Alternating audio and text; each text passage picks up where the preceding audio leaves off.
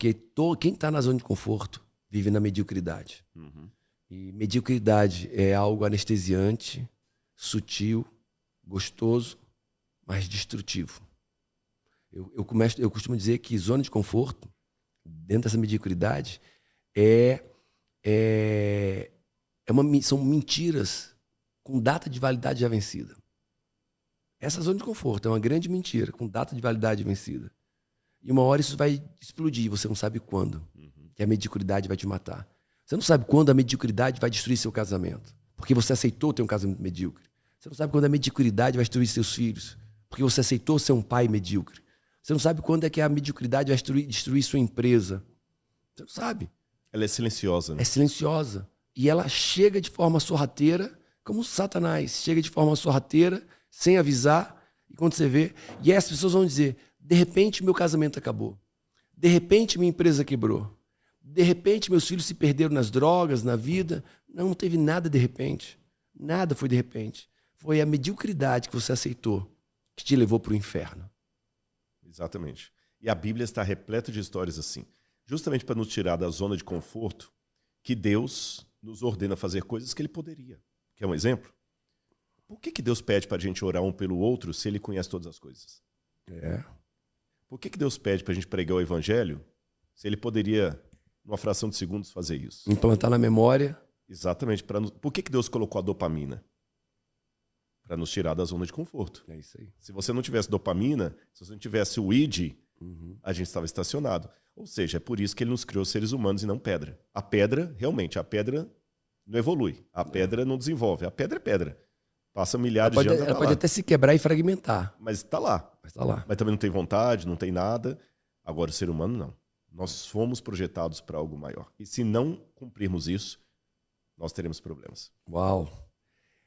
Numa sequência lógica, o que você acha que a gente pode falar? Tem tanta coisa. Aqui com Paulo Vieira, gente. O homem que vendeu milhões de exemplares de livros, famosíssimo. Eu que fico pensando assim, o que eu vou falar com Paulo Vieira aqui, né? Não, e sabe mesmo, né? Como eu ouvi de um palestrante do Método CIS, não sei se você já ouviu falar. Receba. Paulo, acho que tem muita coisa legal que a gente pode falar pro pessoal e quem sabe eu fico pensando, muita gente que está olhando a gente agora, que está nos assistindo, falando assim, é fácil para esses dois falarem aí, né?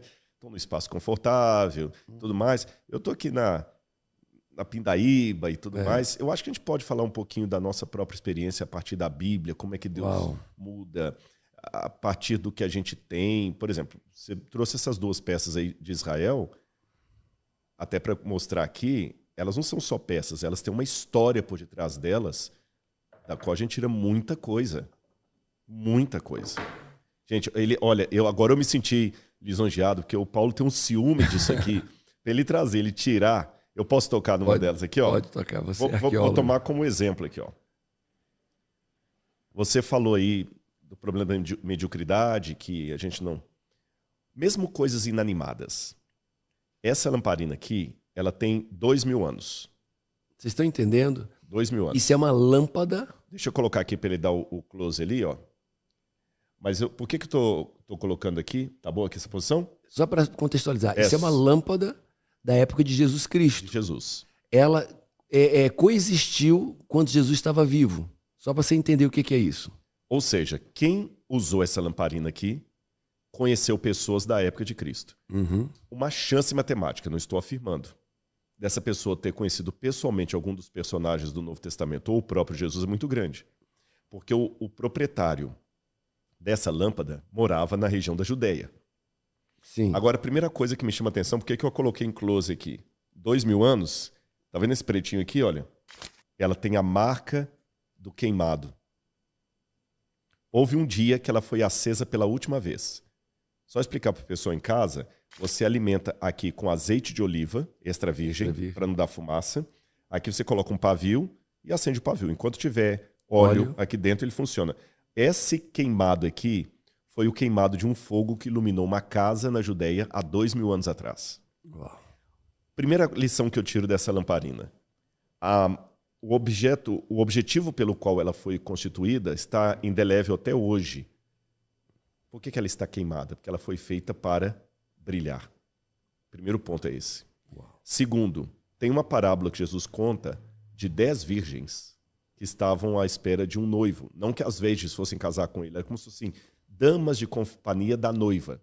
Hoje não tem a daminha que sai jogando flores ali na... Ou será que ele poderia escolher uma delas? Não. Ele já tinha a esposa dele já. Aquelas 10 virgens ali, elas são aquelas que acompanham o cortejo do noivo.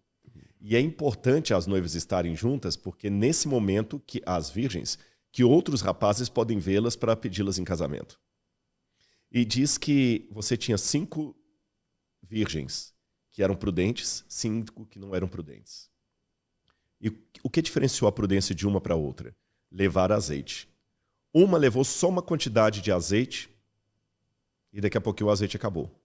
As outras prudentes guardaram um pouco do azeite e o noivo tardando, todas dormiram. Quando foi meia-noite, ouviu uma voz falando assim, eis o noivo. Aquelas que tinham mais azeite guardado, encheram imediatamente a lâmpada e saíram no escuro para encontrar o noivo. As outras foram desesperadas, mas meia-noite, onde é que você vai achar azeite para comprar e tudo mais? E Jesus contou essa parábola para ilustrar a nossa própria vida. Você tem que, em primeiro lugar, brilhar. Você tem que ter azeite extra. O recurso.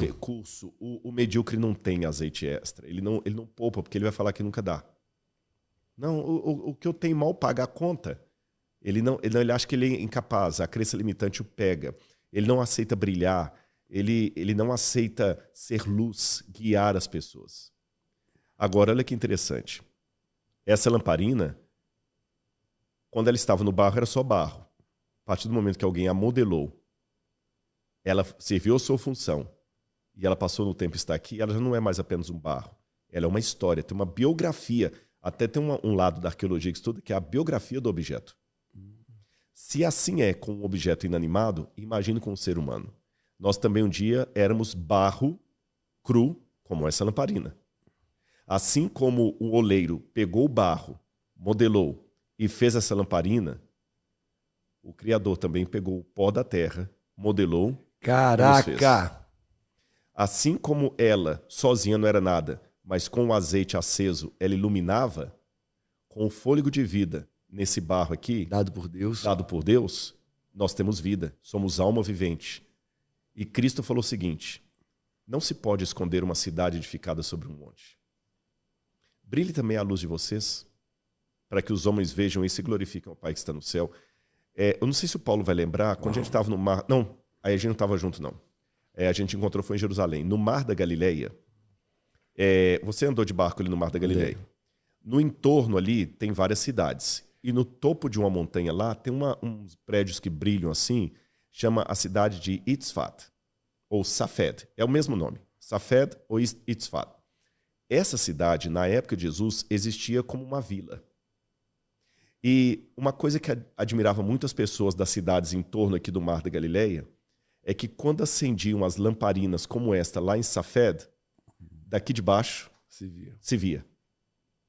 Essa mesma técnica de acender lamparina para mostrar, por exemplo, as festas religiosas é colocada, testemunhada por Flávio Josefo, que historiador do primeiro século, que uma cidade acendia a luz, a outra começou a festa, porque acendia.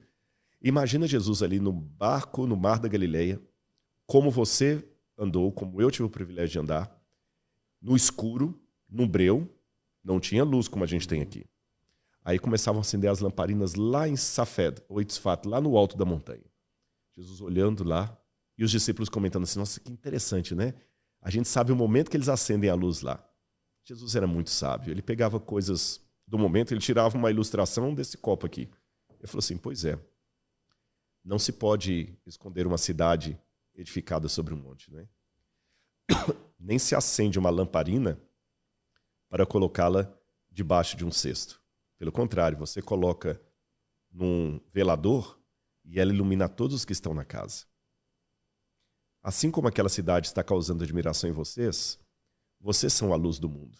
Uau. Assim brilhe também a luz de vocês, para que as pessoas vejam as boas obras que vocês fazem e glorifiquem ao Pai que está no céu. Em outras palavras, seja luz, tenha sucesso, e as pessoas vão ver o seu sucesso e vão glorificar o Pai que está no céu. Como é que elas vão glorificar o Pai que está no céu?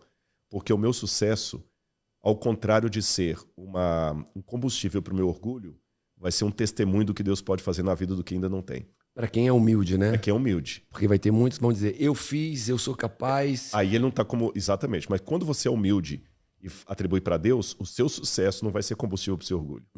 É isso. Ele vai ser para o outro um testemunho. Se eu conseguir, você consegue também.